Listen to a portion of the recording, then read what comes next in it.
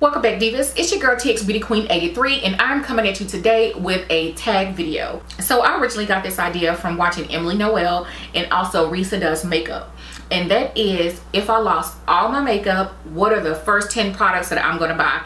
I thought that was kind of interesting, and it had me kind of sitting and thinking about it. So I have a little basket of goodies, and these are the products that I would most likely buy first. So if you guys are interested, keep on watching. Right now would be a good time to go ahead and subscribe to my channel and hit that notification bell so that you don't miss any of my upcoming content. I have some really exciting things coming to you guys really soon. So we're going to talk about the products in the order in which I would be applying my makeup, which typically for me are brows first. Now I am keeping this a little bit cost conscious, but not really. Honestly, this is just going to be if I did not have any spending limitations. These are the things that I would go by first. So with that said, brows. For me, whenever I do my brows, I like to lay down a primer because I live in Texas and it gets really hot. Down here in Houston, it gets really humid, and you know, you can have a tendency to sweat a lot and then have like that oiliness in your brow. So to combat that, I always, without fail, prime my brow and my eyelid with the Urban Decay Primer Potion. I have to have it. There's no room for compromise. I have to have it. Yeah, is that serious? So next is the Benefit Precisely My Brow, and I really like the shade number 4. I will wear the shade number 5, but number 4 is my jam. That's what I am using on my brows for today. Both products, most of the products that I'm mentioning today, I did use. So yeah, Precisely My Brow, I have been using this one since like last November, and I've just kind of fallen head over heels.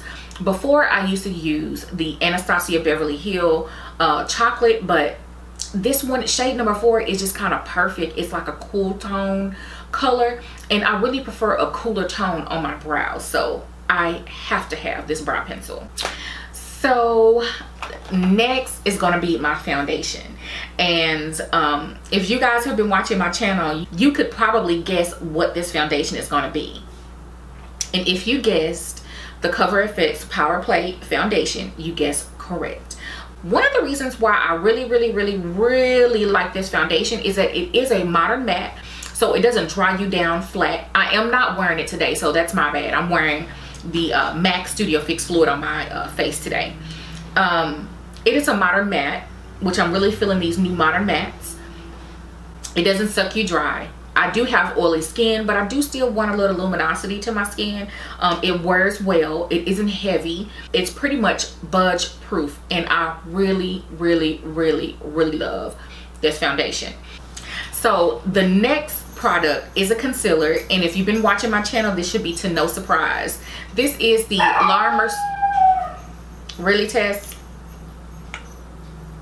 This is the La Mercier Flawless Fusion Weightless Concealer. I initially tried this out when it first launched a few months back. I do have a swatch and review demo already posted on my channel. I will link that down in the description bar. But this concealer is both lightweight and it looks beautiful on the skin, and I absolutely love it. Charlie, come say hi. No. I'm gonna stay off camera where the hoodie people stay. Okay, this is my favorite concealer as of late. You guys know that I really love the NARS Creamy Radiant Concealer, but y'all, I hate to say, this one has quickly taken its place. That's all I've been using over the last 3 months. Off camera, I have been using my NARS Creamy Radiant. I do still love that concealer, but if I only had to pick one, this is it. Today I'm wearing it. I use shade 5N to carve out my brows and prime my eyelids, and I use shade 4N under my eyes. So this is like holy grail status now. I absolutely love it, and if you haven't tried it, I highly recommend you check it out. Okay, so I can't believe that I skipped over this step, but the Too Faced Hangover RX is definitely on my list. If you guys have been watching me since 3-4 years ago, you know that I've been using this product since it came out originally. The Too Faced Hangover RX is a It's a primer, but it's more of a hydrating primer. And what I love about it is that it is coconut water based, and it has probiotics, and it also has caffeine in it. So not only does it provide you a really nice canvas to work with, but it also peps up the skin. And if you're feeling tired or you hadn't had enough sleep, it'll definitely liven up the skin for you. So for that reason, this product is a must. Even though I have oily skin, I would not opt to get like a oil controlling primer, simply because I need something that I can prep my entire face with. So this product is a must. So next, speaking of oily skin, you have to set your face. And I live in Texas. It is very humid, and not setting your foundation is just not an option. So one of my favorite setting powders, you guys should know by now, is the Laura Mercier translucent setting powder. But you get an entire ounce of product, which, I mean, you could use this every day and it lasts you still an entire year. So I really love this one. It does a great job at mattifying the skin without making you too matte. It's just the perfect translucent setting powder in my opinion. So here recently, I've been really into bronzers, and the Becca bronzer in Ipanema Sun is one that I've been using since last year, like over a year now. And this is what it looks like. It doesn't look like it's deep enough for my skin tone, or actually it looks like it's the same as my skin tone, but once you put it on the skin and you build it up, it gives you the most beautiful, I mean literally beautiful golden hue to the skin. And so I definitely love this one for spring and summer. This is definitely a must-have. I would use this if I lost all my makeup for bronzing and as a blush. So the last couple of products were really hard for me to decide. I need an eyeshadow palette, and I need something that I could use every day, and I also need something that has a pop of color, all in one, just one palette. So the Too Faced Semi Sweet Chocolate Bar Palette. Now I've been having this palette like probably almost 4 years now, and I did use it today so you guys can kind of see the type of look that you can come up with.